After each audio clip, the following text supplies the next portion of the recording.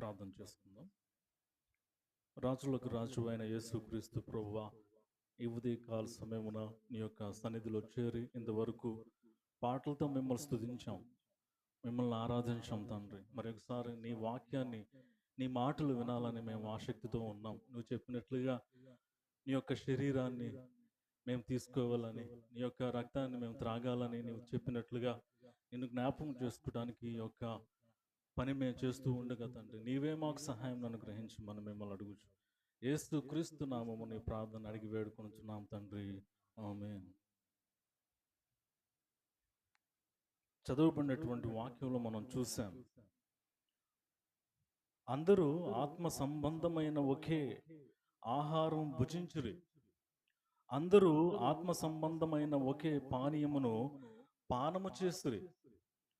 ఏలయనగా తమ్మును వెంబడించిన ఆత్మ సంబంధమైన బండలోనిది త్రాగిరి, ఆ బండ క్రీస్తే.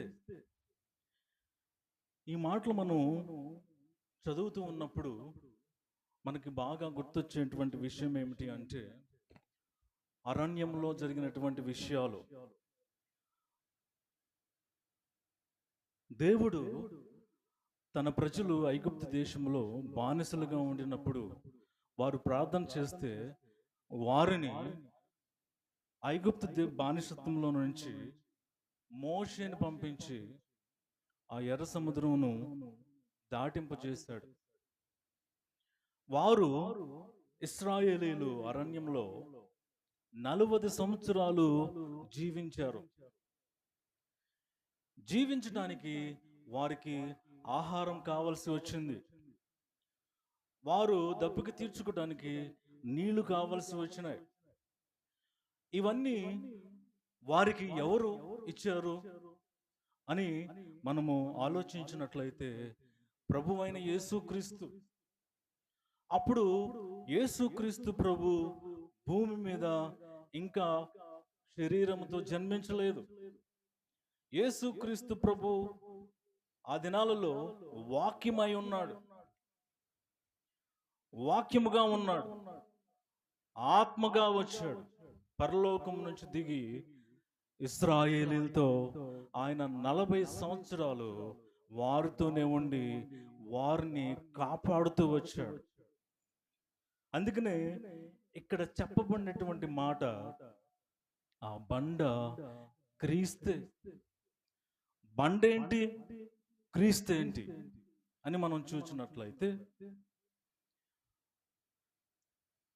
మొదటిగా మనం అర్థం చేసుకోవాలి, ఇశ్రాయేలీలకి ఒక దినాన నీళ్లు త్రాగటానికి ఎక్కడ కూడా నీళ్లు లభించలేదు. దేవుడే బహుశా అక్కడ నీళ్లు ఆపటం జరిగింది అనుకుంటా, అది నా యొక్క అభిప్రాయం. అయితే వారందరూ కూడా ఏం చేశారో తెలుసా అండి? మోషేకి అహరోనుకి విరోధం అయిపోయారు. విరోధం అయిపోవటం అంటే ఏంటి? వారిని బ్లేమ్ చేస్తూ ఉన్నారు. మాకిక్కడ ఏమీ లేవు, తినటానికి ఆహారం లేదు, త్రాగటానికి నీళ్ళు లేవు, ఐగుప్తు దేశం నుంచి మమ్మల్ని ఇక్కడ తీసుకొచ్చావు అని సణుగుకుంటూ మోషేకి అహరోనుకి విరోధులైపోయారు ఇశ్రాయేలీయులు, దేవుని ప్రజలు. అప్పుడు మనము సంఖ్యాకాండము 20వ అధ్యాయం చూద్దాం. సంఖ్యాకాండము 20 అధ్యాయంలో మనం చూసినట్లయితే 7-8 వచనాలు చదువుకుందాం. 20. అంతటా యెహోవా మోషేకు ఈలాగు సెలవిచ్చెను, నీవు నీ కర్రను తీసుకొని నీవును నీ సహోదరుడైన అహరోనును ఈ సమాజమును పోగు చేసి వారి కన్నుల ఎదుట ఆ బండతో మాట్లాడుము, అది నీళ్ళిచ్చును, నీవు వారి కొరకు నీళ్లను బండను రప్పించుము. అవును. చాలు చాలు. ఇక్కడ చూడండి, బండ అనేటువంటి మాట మనకి మరలా కనిపిస్తూ ఉన్నది. బండ ఎవరు అంటే ఆ బండ క్రీస్తే అని పౌలు గారు రాశాడు. అక్కడ ఇశ్రాయేలీయులందరి ఎదుట యేసుక్రీస్తు ప్రభు ఎలా ఉన్నాడు అంటే ఒక బండగా కనిపిస్తూ ఉన్నాడు.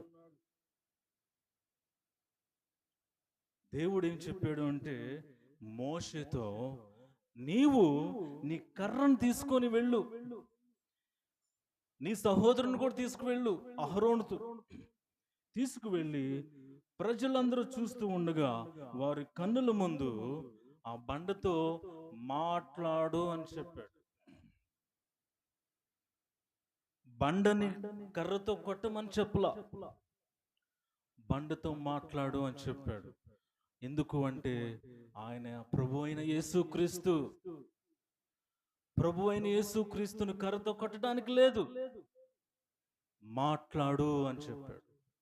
అయితే మోషే చేస్తున్నటువంటి పొరపాటు ఏమిటి అంటే ఇన్స్టెడ్ ఆఫ్ స్పీకింగ్ ఆయన ఏం చేస్తాడో తెలుసా? మాట్లాడకుండా కర్రతో 2 మార్లు ఆ బండని దబా కొట్టేశాడు. వెంటనే నీళ్ళు వచ్చేసినాయి. వారందరూ చూస్తూ ఉండగా ఆ బండలో నుంచి నీళ్లు ధారాళముగా వచ్చేస్తూ ఉన్నాయి, సమృద్ధిగా వచ్చేస్తూ ఉంది. అందరూ ఆ నీళ్లు తాగారు, పశువులకి ఇచ్చారు. అయితే దేవుడు తెలియజేసినటువంటి మాట ఏమిటి అంటే మోషేతో, నీవు నేను ఇచ్చినటువంటి వాగ్దాన భూమి, పాలు తేనెలు ప్రవహించు దేశానికి నువ్వు వెళ్ళవు. ఎందుకు అంటే నేను నీకేం చెప్పాను? నువ్వు బండతో మాట్లాడు అని చెప్పాను, కానీ నువ్వు కర్రతో కొట్టావు. ప్రభువు అందుకని ఈ మాట ఈ అధ్యాయంలో మనం చూస్తూ ఉంటే మొదటి కొరింథీ 10వ అధ్యాయంలో మనం చూస్తూ ఉంటే ఇక్కడ ఆ బండ క్రీస్తే ఆయన ప్రభువు అని మనకి స్పష్టంగా అర్థమయ్యే రీతిలో పౌలు గారు రాశాడు.